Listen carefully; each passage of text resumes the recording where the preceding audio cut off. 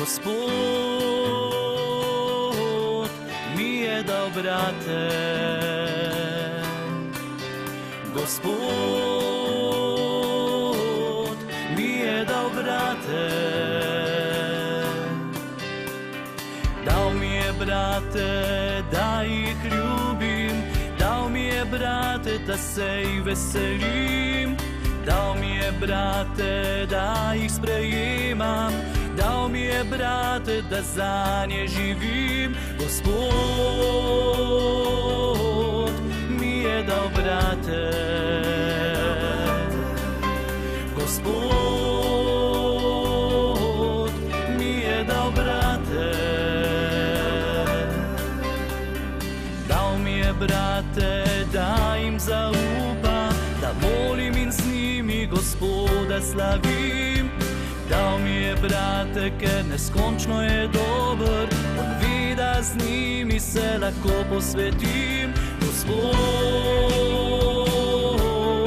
mi je dal brate, Gospod mi je dal brate.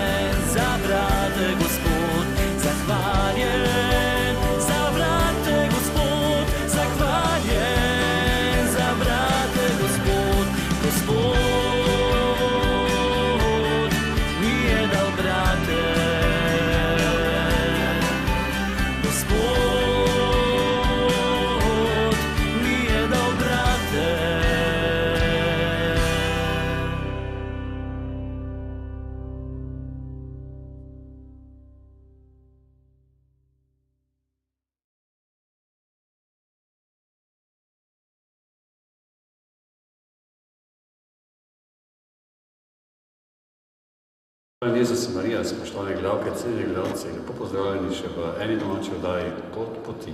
Po dolgem času vam izpolnjujem željo, da sem gost v Kapucinskem samostanu Ptuj. Lepo pozdravljam tukajšnjega predstojnika Milana, pokoj živi v naši domači oddaji Pot poti. Lepo zdrav vam in vsem gledalcem, ki bodo gledali to oddajo. Morda bi vas na začetku prosil, če se našim gledalcem oddaje Pot poti na kratko predstavite. Ja, sem brat Milan Kvas, tukajšnji župnik moderator in tudi predstojnik samostana, ki se imenuje po Svetem Frančišku, torej samostan Svetega Frančiška. Preden bomo predstavila Kapucinski samostan Svetega Frančiška, tu je prav povedati, kje pravzaprav vaš samostan stoji. Ja, naš samostan stoji na Potrčevi cesti, torej svoj čas glavna cesta, ki je vodila v Ptuj. Imenovali so jo tudi Zlata ulica, ker je to bila cesta, v kateri so vse stavbe bile rumene in na ta način je dobila Zlata ulica in tukaj so Kapucini postavili tudi svoj samostan, najprej odkupili, ker je prvi samostan stal na parkirišču, ker je zdaj parkirišče, potem so bili vojaški objekti. Kapucini so kupili na Potrčevi eno hišo.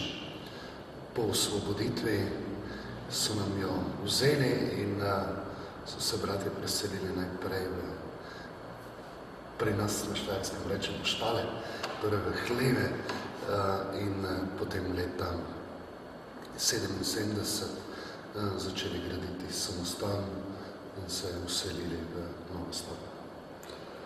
Sedaj vas prosim, če nam predstavite kapucinski samostan svetega Frančiška v Ptuju. Ja, v tem samostanu smo 4 bratje, torej sam kot predstojnik, potem je še tu brat Klemen, ki je vikar, torej pomočnik in tisti, ko me nadomešča, kadar mene ni doma, brat Marjan, Marucel in brat Jure. To smo bratje, ki delujemo v tem samostanu in na samostan je zelo zaznamovan z župnijo. Je največja župnija na Ptuju, čeprav v začetku je bila ena izmed najmanjših, je po letu 70, ko so začeli graditi bloke, postala največja župnija, tako da smo tudi vsi vklopljeni v delo v župniji, torej sem kot župnik moderator, brat Klemen in brat Marjan sta župnika sodelavca in brat Juri kot kaplan. Kakšen je pa utrip župnije in komu je župnija posvečena? Župnija je posvečena, oziroma župnijska cerkev je posvečena svetemu Ožbaltu, kralju. Imamo še podružnično cerkev svetega Leopolda Mandiča. Bom rekel, zelo pestra župnija, 13.000 prebivalcev. Nekako računamo, da je 7 do 8 tisoč tistih, ki se še imajo za verne. Ob nedeljah pa naše versko življenje spremlja približno 700 nedeljnikov. Drugače pa je zelo pestro dogajanje v župniji, saj imamo kar nekaj skupin, tako zakonske skupine, Frančiškov svetni red, skavti, mladi in še kaj bi se našlo. Lepo.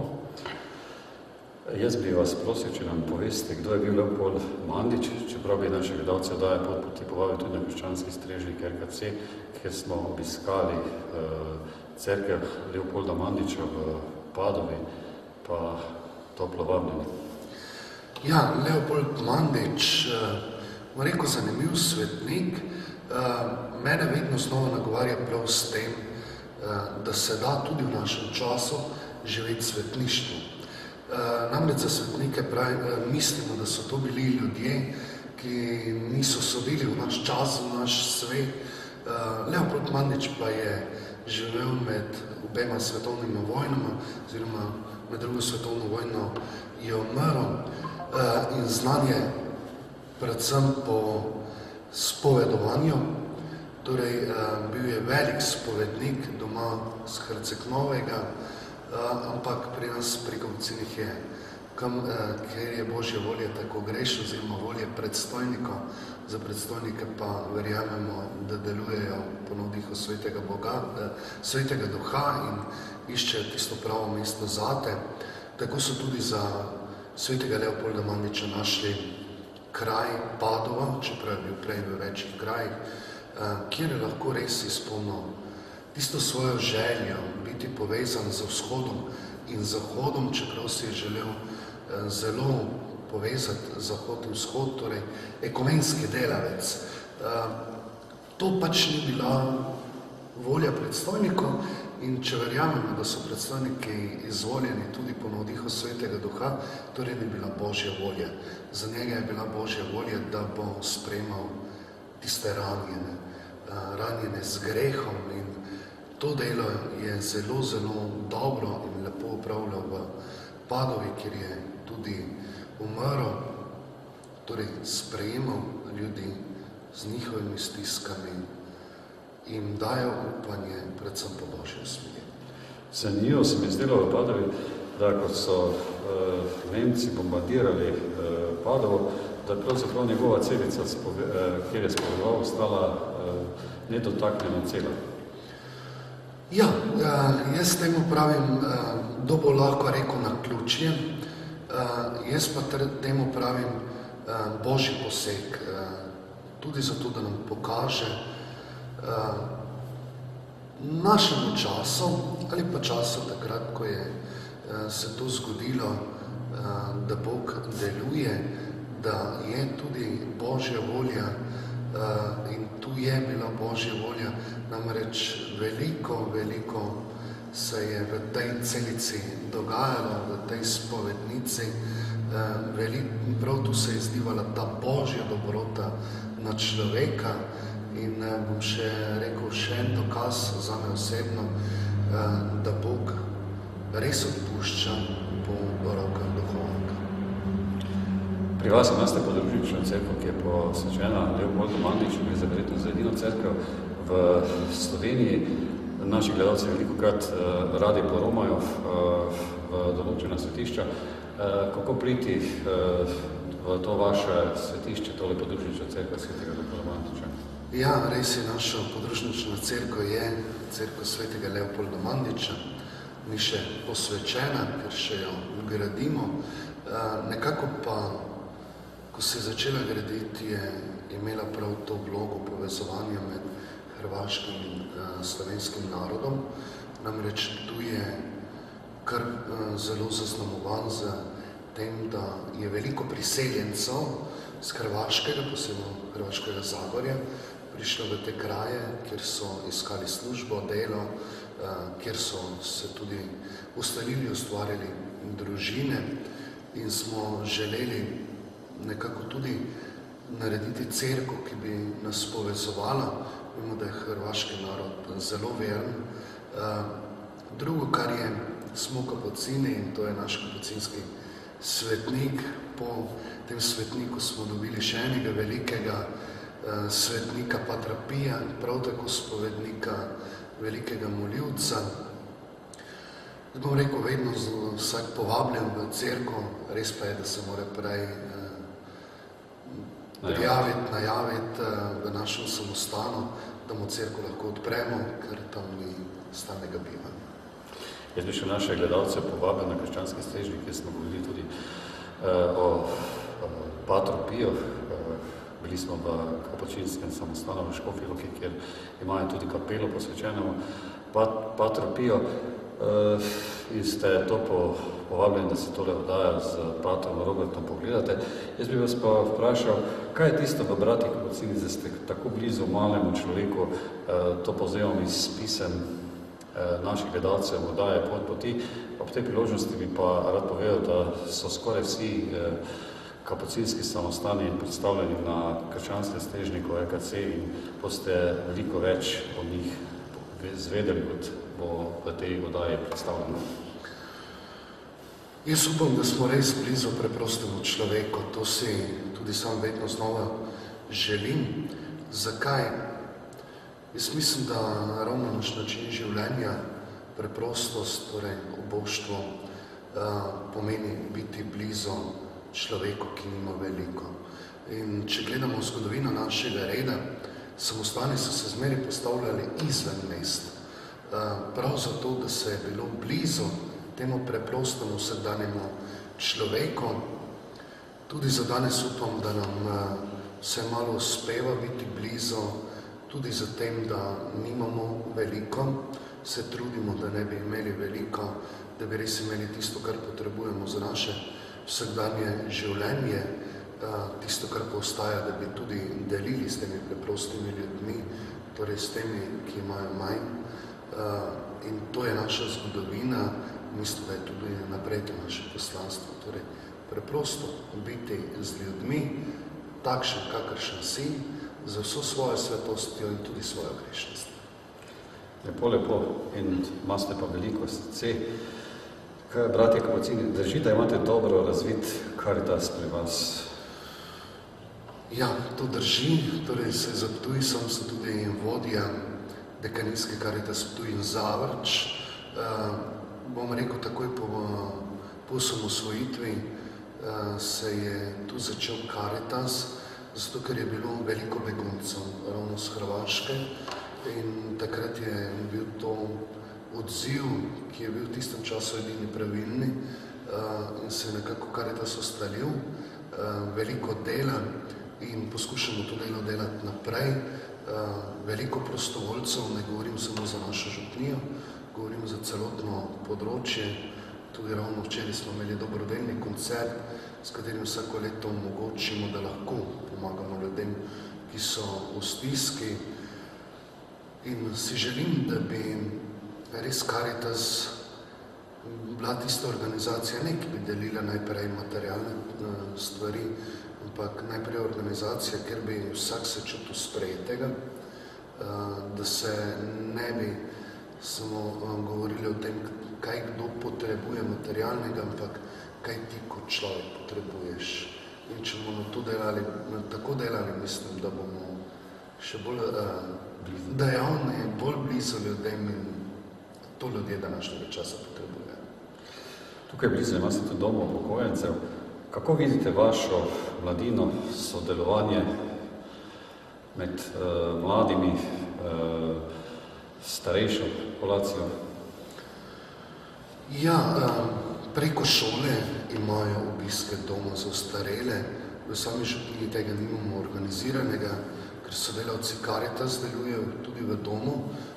V domu imamo vsako nedeljo svetomašo, vsako dopoldne, torej ob 11. uri, torej vsako soboto. Prav tako v domu, v bolnici imamo v sobotah maše in v domu sodelujejo sodelavci Karitas, to pomeni, da nepokretne pripeljajo k maši in imamo redno duhovno oskrbo, to pomeni, da brat Klemen in brat Marjan vsak teden obiščete skoraj vse prebivalce doma in prenesete obhajilo in oziljenje skupaj. To pa je zelo lepo. Kako pa vidite skavte v vaši župniji, potem ste tudi prepoznati? Ja, torej v naši župniji deluje Stejk Ptuj 1. Jaz prihodnost cerkve vidim v skupinah. To, kar tudi sedaj govorimo o novi evangelizaciji, množično krščanstvo vidimo, da nekako osiha, ne bom rekel umira, ampak osiha in da bomo prepoznavni samo tako, če se bomo približali drug drugemu, če bo nekdo dobil ime, priimek, če boš poznal njegovo zgodbo. In skavti so prav gotovo ena takšna skupina. Vseh generacij imamo od Vučičev pa do odraslih skavtov in sadove vidimo. Torej, to so redni nedeljniki, to so družine, ki ostajajo, to so mladi, ki po Birmi ne odhajajo, ampak ostanejo povezani z župnijo, prav tako pa dejavni v nekem okolju, kadar je to potrebno. Ne bom rekel, da so vsak dan dejavni, ampak če se pojavi neka stiska, neka potreba, pa imamo mlade, ki se odzovejo na to. Drugače pa skavte tudi sam vidim kot en vzgojni pripomoček staršem. Vemo, da starši danes velikokrat nimajo časa, ne ker ne bi želeli, ampak marsikdo ima takšen tempo služb in deljene urnike, da ne morejo biti za otroke. In takrat, bom rekel, tudi mi priskočimo lahko, če to želijo, na pomoč tudi preko skavtov.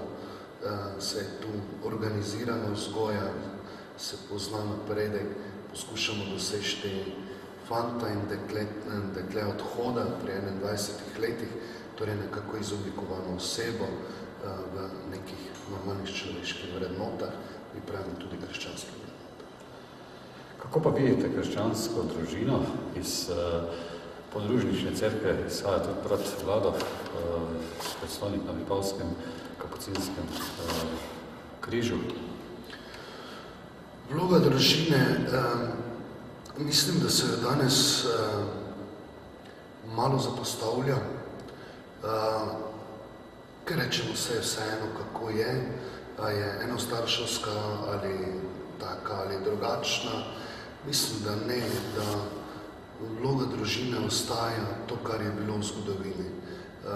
Mislim, da bi morala biti družina še vedno temelj družbe, da bi v družini morali dobivati tiste prve vrednote.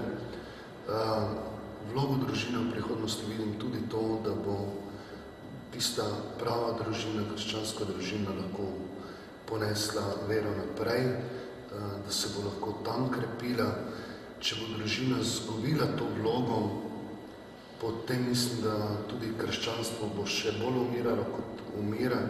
Zato je potrebno dati prav gotovo vlogo tistim družinam, kjer so skupaj, kjer se trudijo, jim dati mesto in jim dati tudi neko spodbudo, da bi dali pobude za delo v župniji, kako se še bolj približati, kako jim pomagati, zato da bi lahko skupaj naredili nekaj dobrega, rekel najprej za nas, za župnijo in potem tudi za našo slovensko družbo.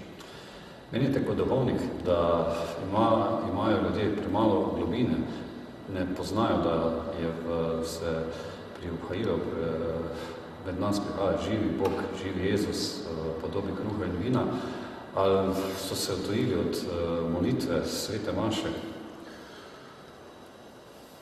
Če so se odtujili od svete maše in od molitve, je prav gotovo tu po moje vzrok to, da ni osebne vere. Osebna vera, mislim, da je šibka. Nekako tradicionalno še, ker je nekdo tako rekel, ker je to potrebno, ampak ko vidiš, če me eno nedeljo v nek maši, se pri meni ni čisto nič spremenilo, pa bom poskušal 2 pa 3 in potem še samo 2krat, 3krat na leto grem. Če bi pa bila tu osebna vera, kjer bi jaz bil res tisti, ki bi me pripričala, ko bi doživljal Boga kot osebnega Boga in da je maša tisti trenutek, ko sem z Bogom, ko sem tudi z svojimi brati in sestrami pri maši in da se tu hrani moje duhovno življenje, potem pa ni več vprašanje, bi šel k maši ali ne bi šel, ali bi molil ali ne. Tisto, kar bi še rad poudaril, je, kadar govorimo o molitvi.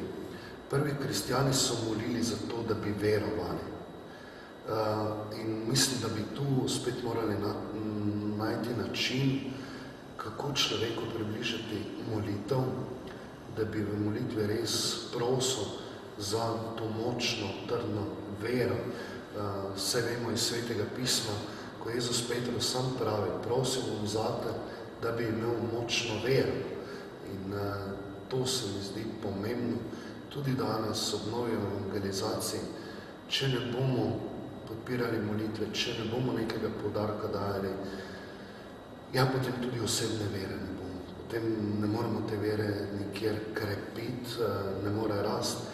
To je tako, če rože ne zalivaš, pač ovene in naše duhovno življenje prav tako, če ne zalivamo z molitvijo, sakramenti, naše življenje versko peša.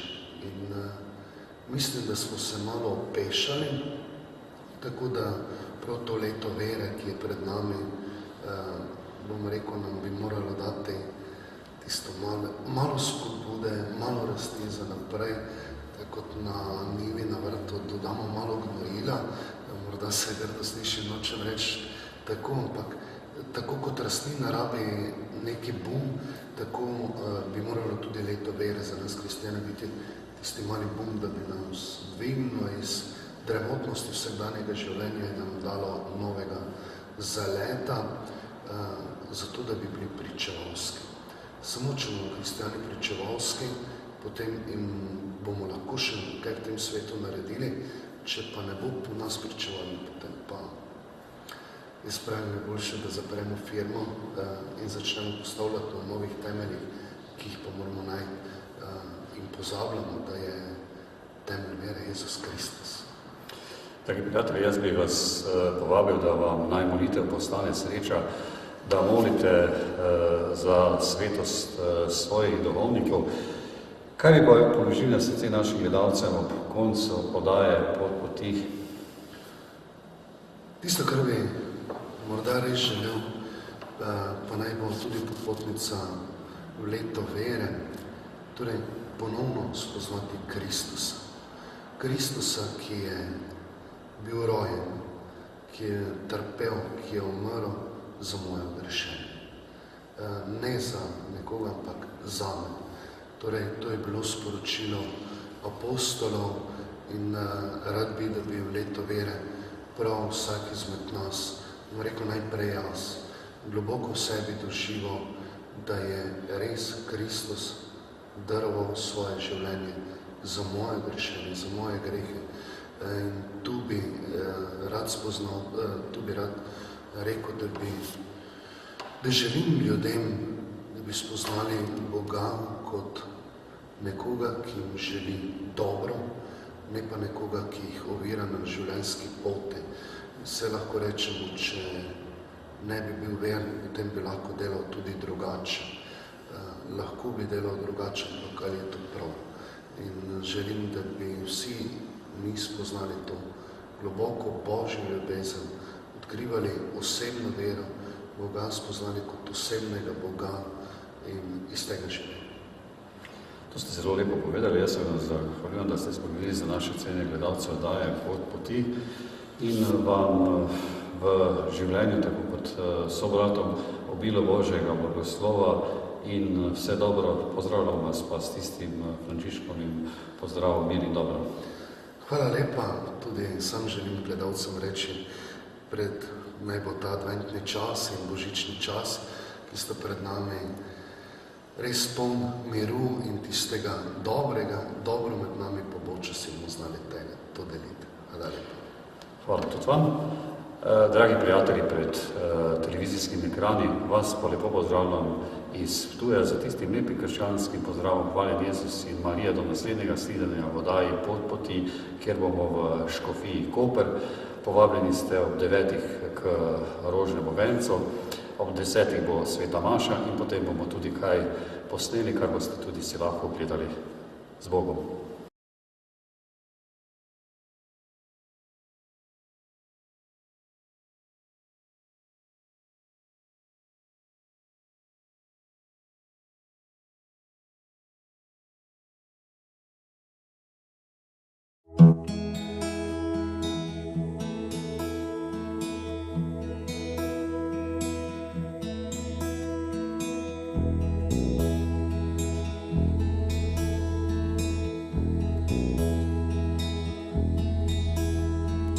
Hvaljen, hvaljen moj Gospod.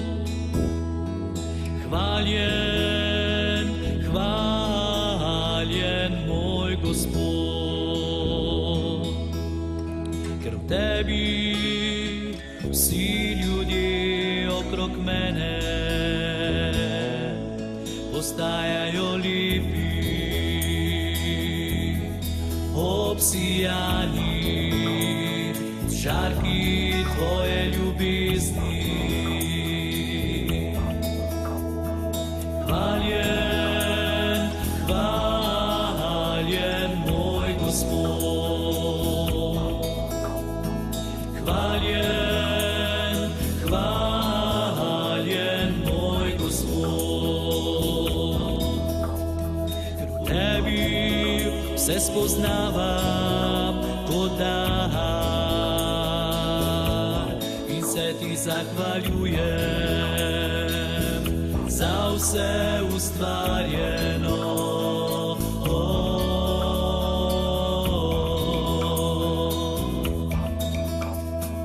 Hvaljen, hvaljen moj Gospod. Hvaljen, hvaljen moj Gospod.